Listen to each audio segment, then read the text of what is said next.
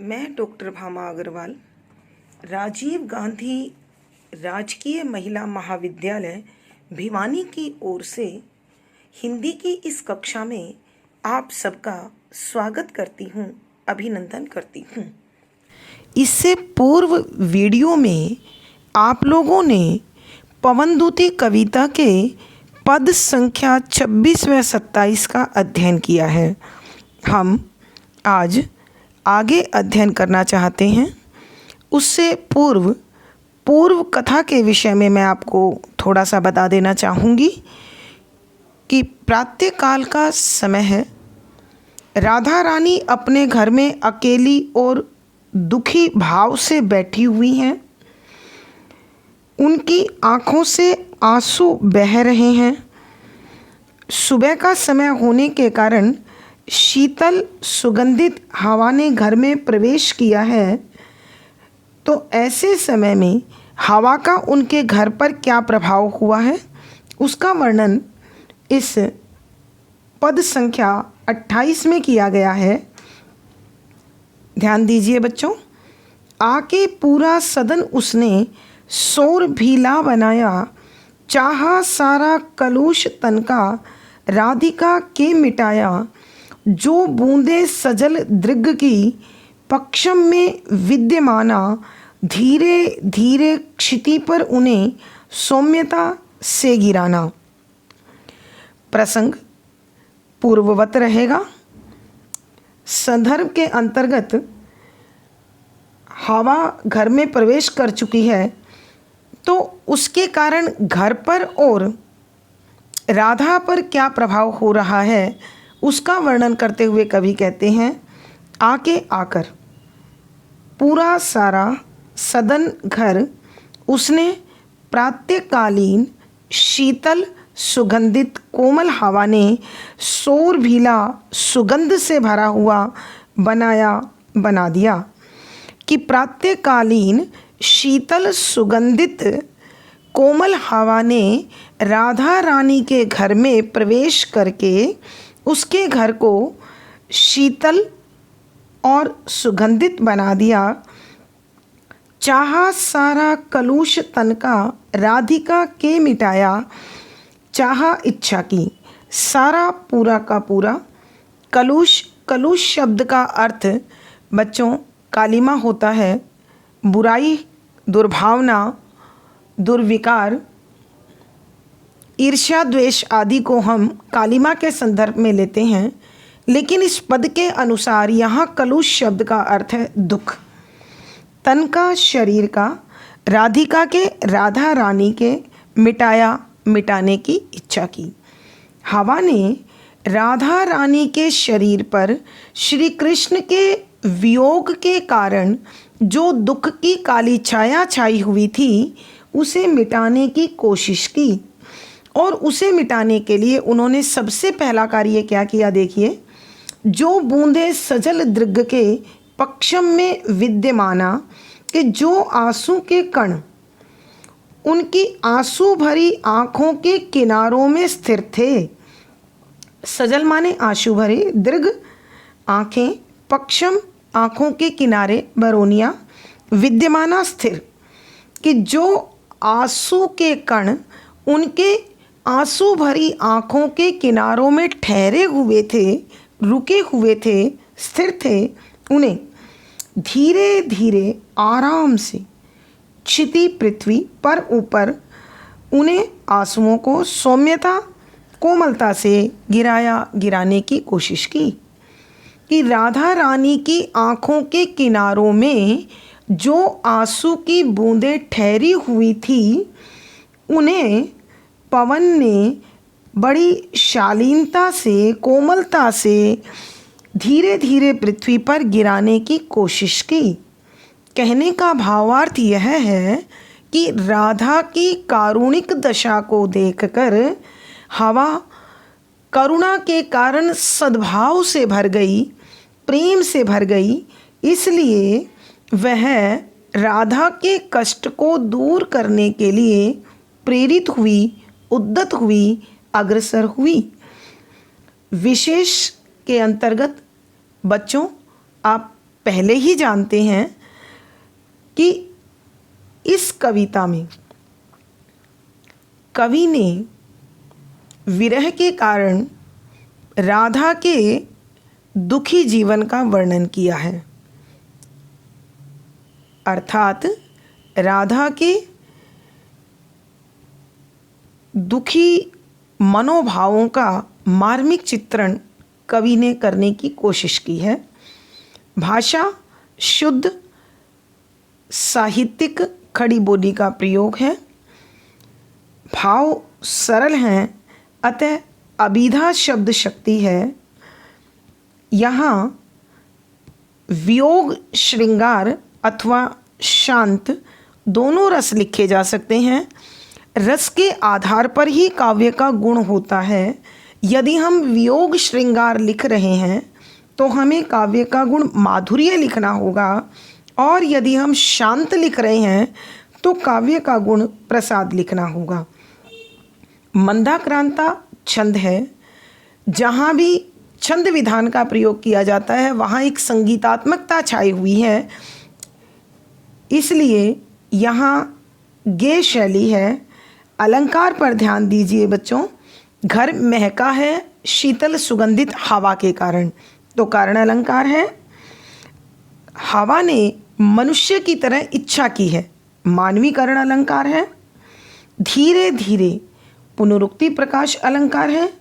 और अनुप्रास अलंकार प्यारे बच्चों सभी पदों में होता है, तो वो यहाँ भी है। पद संख्या 29।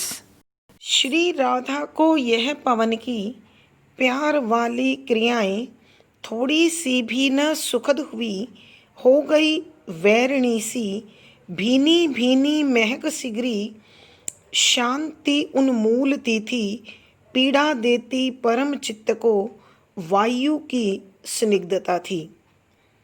प्रसंग पूर्ववत है। संदर्भ के अंतर्गत राधा के शरीर पर, मन पर तथा उनके व्यवहार पर हवा का जो प्रभाव हुआ उसका वर्णन करते हुए कवि कहते हैं कि सरलार्थ श्री राधा को अर्थात राधा रानी को यह अर्थात सद्भावना से भरी हुई पवन हवा की प्यार वाली क्रियाएं, प्यार से भरकर, अपनेपन से भरकर, स्नेह से भरकर जो कार्य उसने किए वह राधा को किंचित मात्र भी, लेश मात्र भी, अंश मात्र भी सुख देने वाले सिद्ध नहीं हुए, बल्कि उसके द्वारा की गई यह सद्भावना राधा के लिए शत्रुतापूर्ण कार्य के समान कष्टप्रद हो गई, दुखदायी हो गई, और इसी कारण राधा को हवा दुश्मन के समान प्रतीत होने लगी। वैरी दुश्मन के लिए, वैरणी यहाँ स्त्रीलिंग के रूप में प्रयुक्त हुआ है। भीनी भीनी मनमोहक, महक खुशबू, सिगरी सारी, शांति, शांति शब्द का प्रयोग हम प्राय शुभ और अच्छे अर्थ के रूप में लेते हैं। यहाँ जो शांति है वो राधा का अकेलापन है, एकांतवास है। उन्मूलन माने होता है जड़ से मिटाना, उन्मूलती माने खत्म कर देती है। कि प्रातःकालीन शीतल सुगंधित कोमल हवा का स्पर्श, उसकी खुशबू राधा के हृदय में जो एकांतवास की भावना समाई हुई थी, जो अकेलेपन का भाव था, वह समाप्त हो गया। पीड़ा देती परम चित्त को, वायु की स्निग्धता थी। स्निग्धता माने कोमलता, परमचित अंतर्मन। कि हवा की जो कोमलता थी, हवा की जो शीतलता थी, वह राधा रानी के अंतर्मन को अत्यधिक कष्ट दे रही थी, क्योंकि हवा का यह स्पर्श राधा रानी के हृदय में कृष्ण के बिछुड़ने के कारण जो वियोग समाया हुआ था, जो विरह उत्पन्न था, वह इस स्पर्श ने और भी अधिक भड़का दिया था, तीव्र कर दिया था, तेज कर दिया था। के कहने का भावार्थ यह है कि राधा को शीतल और सुगंधित हवा का यह स्पर्श उन पलों की ओर ले गया जो कभी उसने श्री कृष्ण के साथ बिताए थे। अतः जो उसने अपने मन को तसल्ली दी थी, समझाया था, हवा के स्पर्श ने वो समाप्त कर दिया। विशेष यहाँ राधा के हृदय की पीड़ा का मार्मिक चित्रण है। शुद्ध साहित्यिक खड़ी बोली का प्रयोग है। सरल सहज बोधगम्य भाव के कारण अभिधा शब्द शक्ति है। वियोग श्रृंगार रस है। माधुर्य गुण है। मंदाक्रांता छंद है। गेय शैली है। अलंकार देखिए बच्चों, हवा प्यार भरे कार्य कर रही है। मानवीय क्रियाएं होने के कारण मानवीकरण अलंकार है। वैरणी सी, सा सी से उपमा अलंकार बनता है, अतः यहाँ उपमा अलंकार है। भीनी भीनी पुनरुक्ति प्रकाश अलंकार है। शांति उन्मूलती थी, कारण भी है और विरोधाभास भी है। विरोधाभास इसलिए है क्योंकि शीतल सुगंधित कोमल हवा मन को शांति देती है, लेकिन यहाँ पर शांति भंग कर रही है। तो हवा के स्वभाव के विपरीत कार्य होने के कारण विरोधाभास अलंकार है। अनुप्रास हर जगह मौजूद होता है।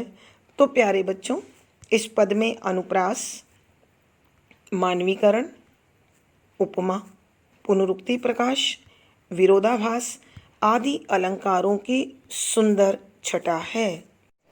संतापों को विपुल बढ़ता देख के दुखिता हो, धीरे बोली सदुख उससे, श्रीमती राधिकायों प्यारी प्रात्य पवन इतना, क्यों मुझे है सताती, क्या तू भी है कलुषित हुई काल की क्रूरता से। प्रसंग पूर्ववत है।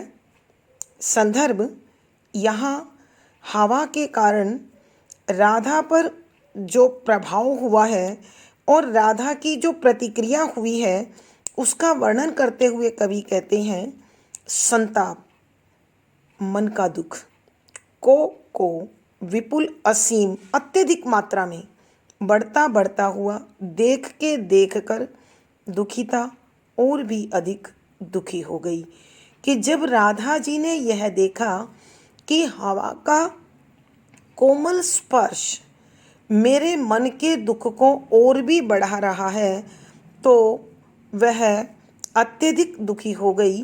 धीरे बोली सदुख उससे, कि वह दुख से भरकर हवा से कहने लगी, श्रीमती राधिकायों, कि श्रीमती राधा धीरे मंद स्वर में दुख से भरकर पवन से इस प्रकार कहने लगी, प्यारी प्रात्य पवन, कि हे सुबह सुबह बहने वाली मेरी प्यारी हवा, इतना क्यों मुझे है सताती, कि तू मुझे इतना क्यों तंग कर रही है, मुझे इतना परेशान क्यों कर रही है। क्या तू भी है कलुषित हुई काल की क्रूरता से, क्या तू भी मेरे प्रति दुर्भावना से भर गई है, तेरे मन में मेरे प्रति ईर्ष्या या द्वेष का जन्म हो गया है, अथवा तुझे भी समय के प्रभाव ने अपने असर में ले लिया है।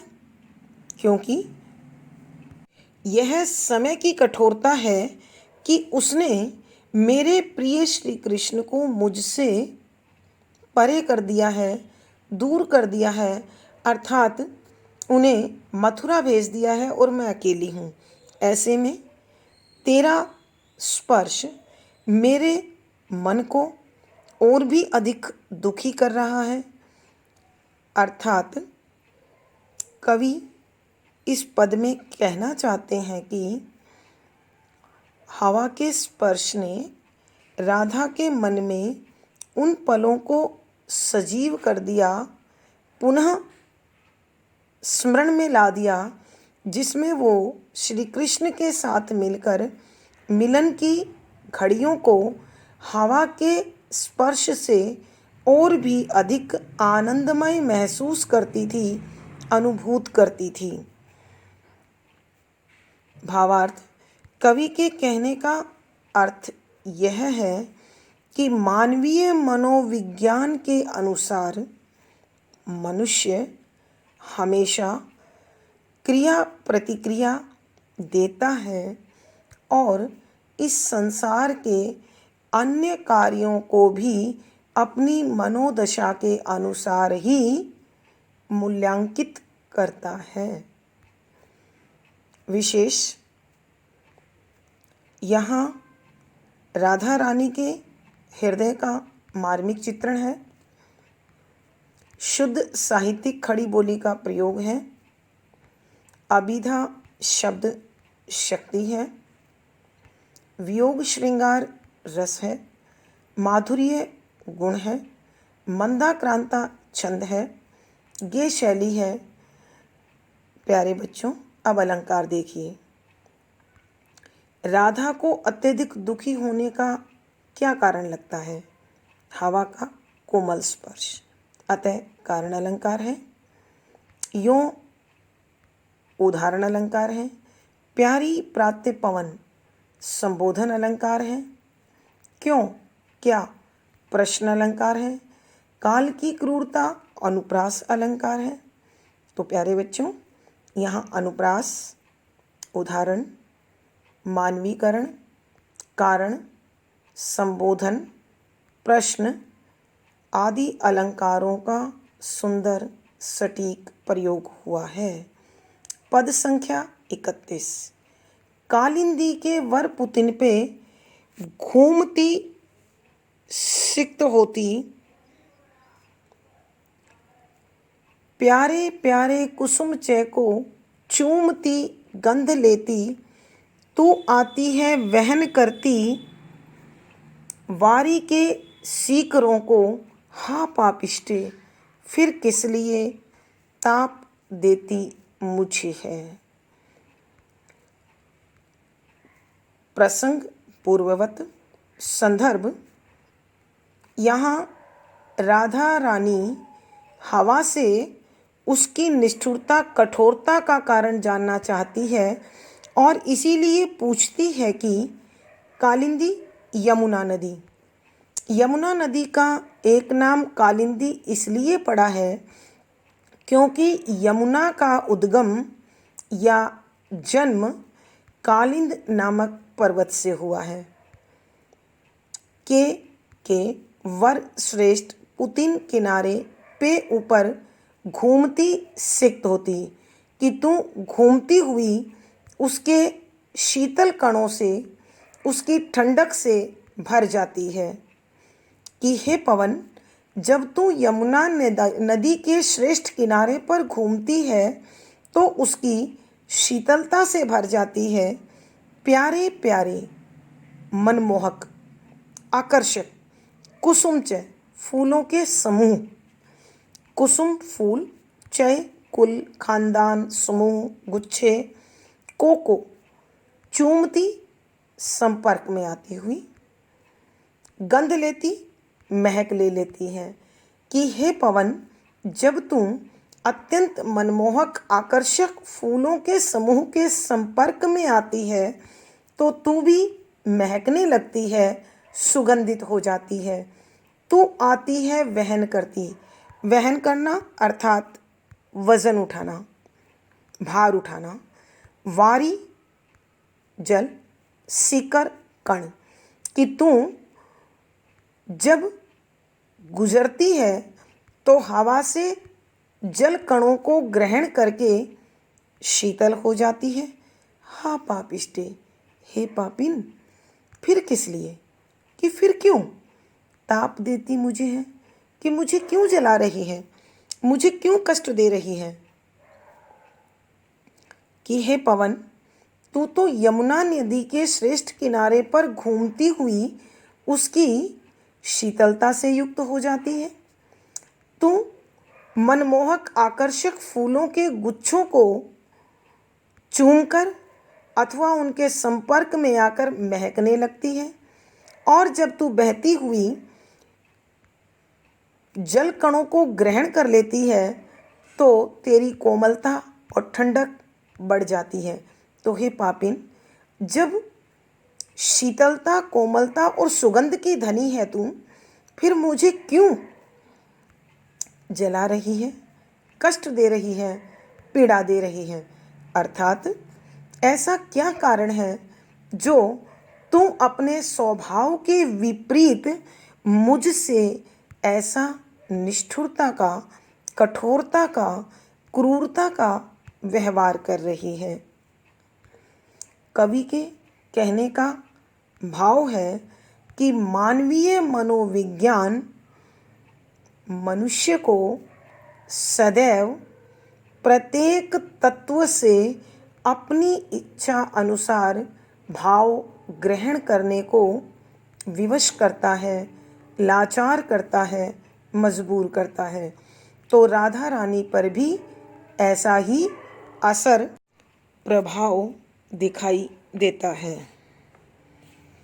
विशेष राधा रानी के हृदय की पीड़ा का मार्मिक चित्रण किया गया है। शुद्ध साहित्यिक खड़ी बोली का प्रयोग है। वियोग श्रृंगार रस है, माधुर्य गुण है, अभिधा शब्द शक्ति है, मंदाक्रांता छंद है, गे शैली है, हवा तीन तत्वों के संपर्क में आकर तीन गुण प्राप्त करती है, उल्लेख अलंकार है। तू संबोधन अलंकार है। हा पापिष्ठे संबोधन अलंकार है। किस लिए प्रश्न अलंकार है। ताप देती मुझे है विरोधाभास अलंकार है। मानवीकरण अलंकार है। तो प्यारे बच्चों, यहाँ अनुप्रास, मानवीकरण, संबोधन, प्रश्न, विरोधाभास आदि अलंकारों का सुंदर सटीक प्रयोग है। पद संख्या 32। क्यों होती है निठुर इतना, क्यों बढ़ाती व्यथा है, तू है मेरी चिर परिचिता, तू हमारी प्रिया है, मेरी बातें सुन मत सता, छोड़ दे वामता को, पीड़ा खो के प्रणात जन की, है बड़ा पुण्य होता। प्रसंग पूर्ववत। संदर्भ, इस पद में राधा हवा को संबोधित करते हुए उससे समझाने की कोशिश करती है। सरलार्थ, क्यों होती है निठुर इतना, क्यों किस लिए, होती बनती है, निठुर निष्ठुर कठोर, इतना इतना अधिक, क्यों बढ़ाती व्यथा है, क्यों किस लिए, बढ़ाती बढ़ा रही, व्यथा पीड़ा, कष्ट, वेदना, कि तू मेरे प्रति इतनी कठोर, क्रूर और निष्ठुर क्यों बन रही है, क्यों मेरे मन की पीड़ा को, मेरे मन के कष्ट को, मेरी विरह वेदना को और अधिक, तू है मेरी चिर परिचिता। चिर माने लंबी या पुरानी, कि तू तो मेरी बहुत पुरानी जानकार है, तू हमारी प्रिया है, कि तू तो मुझे और श्री कृष्ण को हमेशा से अच्छी लगती रही है। अर्थात यहाँ राधा कहना चाहती है कि मेरी और तुम्हारी तो उस समय की पहचान है जब मैं और श्री कृष्ण कुंज प्रदेश में अथवा यमुना नदी के किनारे पर मिलते थे, ऐसे समय में तेरा कोमल, शीतल, सुगंधित स्पर्श हमारे मिलन को और भी अधिक आनंदमय, सुखदायी बना देता था।